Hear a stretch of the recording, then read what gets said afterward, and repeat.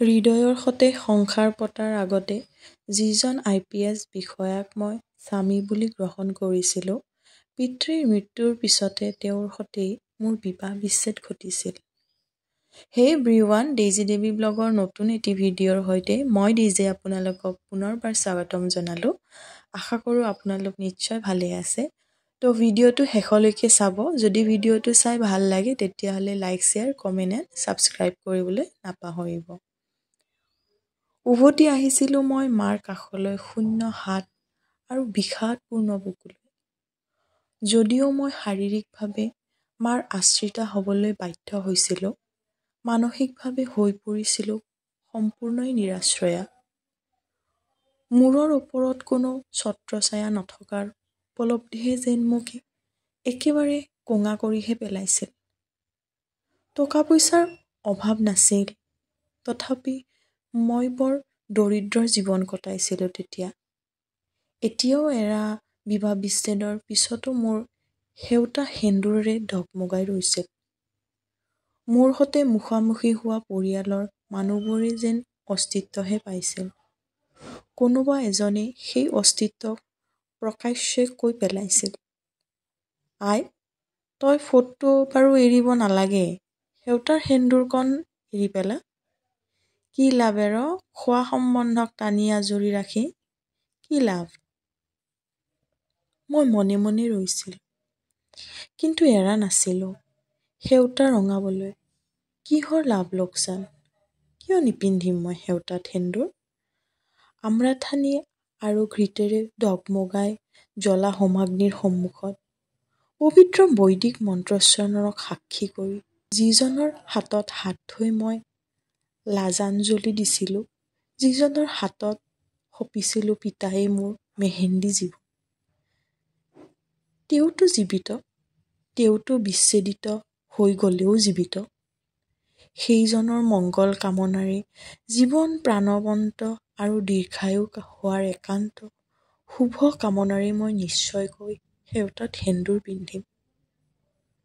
মোৰ চুলিৰ মাজত 1 ইঞ্চি দৈৰ্ঘ্যৰ সেন্দুৰ বোলোৱা সেউতাই যদি আপোনজনৰ শ্ৰীআয়ুস আম্লান কৰি ৰাখিব পাৰে, তেন্তে কিয় মই নিপিন্ধিম সেন্দুৰ? কিন্তু সেয়া মুখ খুলি কোৱা হৈ নুঠিছিল। মা একেবাৰে শান্ত আছিল। কোনো ধৰণৰ আশ্চৰ্য, উৎকৰ্য কিম্বা বিষাদময় দুশ্চিন্তা মোৰ আগত প্ৰকাশ নকৰাকৈ তেওঁ মোৰ বুকুৰ উমেৰে সামৰি ৰাখিছিল মাতৃত্বৰ মমতাৰে, সমৃদ্ধিশালী এক অনন্য উচ্চাকাংক্ষাৰে। ধীৰে ধীৰে মই পিতাই এৰি থৈ যোৱা ব্যৱসায় আৰু অজস্ৰ সা-সম্পত্তিবোৰ তদাৰক কৰিবলৈ লৈছিলোঁ ঠিক নহয়, ল'বলৈ বাধ্য হৈছিলোঁ। পিতাৰ বয়সৰে তেওঁৰ ব্যৱসায়ৰ বন্ধু তথা পৰামৰ্শদাতা দেবেন খুৰাৰ কথামতেই মই সিবোৰত সোমাই পৰিছিলোঁ। ক্ৰমত পিতাৰ ব্যৱসায়ৰ উত্তৰাধিকাৰী হিচাপেই হওক বা মোৰ জীৱনক এক শৃংখলাত গাঁঠিবলৈকে হওক, দেবেন খুৰাৰ অহৰহ মোৰ প্ৰতি উন্মুখ হৈ ৰৈছিল। মোৰ প্ৰতিটো কাম তেওঁৰ তদাৰকতে সুন্দৰকৈ চলে যদিও তেওঁ মোক সাঙুৰিহে ভাল পাইছিল যেন। সেইদিনা গুৱাহাটীৰ পৰা আমি আমিনগাঁৱৰ ফালে যাব লগা হৈছিল। পান মছলাৰ পেকেট তৈয়াৰ কৰা এটা সৰু কাৰখানা পিতাই তাত আৰম্ভহে কৰি থৈ গৈছিল। কাম কেতিয়াও চলা নাছিল। খুৰাৰ পৰামৰ্শমতেই মই তাত সৰু সৰু পান মছলাৰ পেকেট তৈয়াৰ কৰোৱাইছিলোঁ আৰু তাৰেই কিছু তদাৰকতাৰ কাম হাতত লৈ আমি আমিনগাঁৱলৈ বুলি ওলাই গৈছিলোঁ। শৰাইঘাট দলঙত উঠাৰ আগতে গাড়ীখনৰ চকা ফুটিছিল।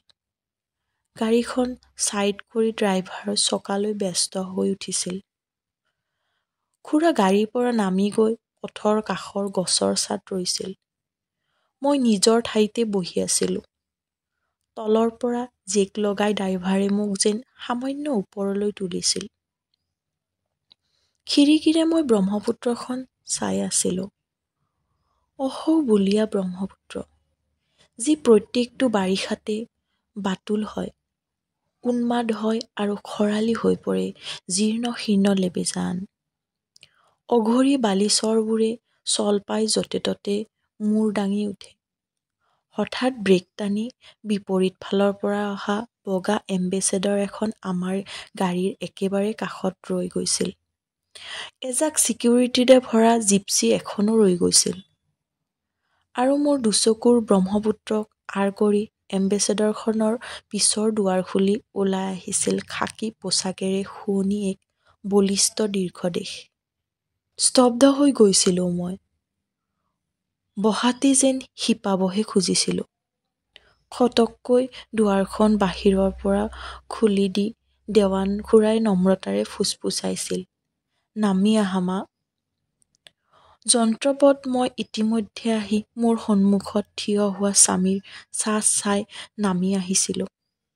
মুখামুখিকৈ থিয় হৈছিলোঁ তেওঁৰ সৈতে। বিচ্ছেদৰ পিছত প্ৰথমবাৰৰ বাবে। তেওঁৰ কাণৰ কাষৰ চুলি শুভ্ৰ হৈ পৰিছিল। চকুৰ তলত ক'লা দাগ বহিছিল। মুখখন শুকাই আগতকৈও নীৰস হৈ নিস্পৃহ দেখাইছিল। ওঠৰ চৰ্ম শুকাই মিচিৰিৰ দানা ছটা বান্ধিছিল। সোঁহাতেৰে নৈপৰীয়া বতাহে উৰুৱাই চুলি ঠিক কৰিছিল তেওঁ। আঙুলিত নাছিল বিয়াৰ আঙুঠিটো। তেওঁ যেন সামান্য হাঁহিব খুজিছিল। মোৰ ফালে চাওঁ নাচাওঁকৈ যেন চাইছিল। এইজনে মানুহজন। এইজন মানুহৰ বাবেই মই অহৰ্নিশে বিষাদগ্ৰস্ত হৈ ৰওঁ। চিন্তিত হৈ অনুমান কৰি থাকোঁ। তেওঁৰ সমস্ত কাৰ্যকলাপ সেউতাত সেন্দুৰ পিন্ধো। এইজন মানুহৰ বাবেই মই চকুপানী নুলিয়াকৈ দিনে নিশাই কান্দি থাকোঁ। মোৰ শৰীৰৰ ফালে চকু নামিছিল তেওঁ। কেনে আছা? আহ, এই মাত, এই শব্দ, কেনে আছা? মই যেন কাণ্ডজ্ঞান শূন্যহে হৈ পৰিছিলোঁ। ইমান দিনৰ পিছত তেওঁৰ এই প্ৰাচীন চিনাকি মাত শুনি।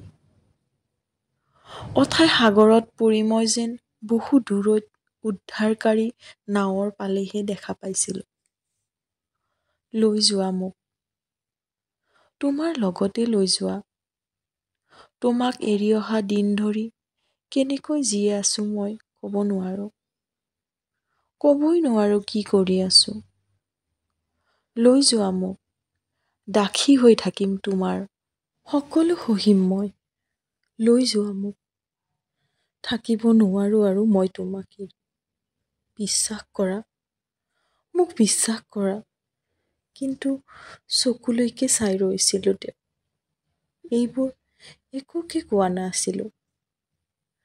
আৰু নিশ্চয়কৈ তেওঁ কিবা কৈছিল।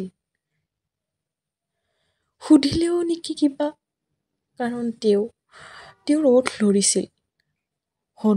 অধহনো উঠা নমা কৰিছিল। কিন্তু কি কৈছিল তেওঁ?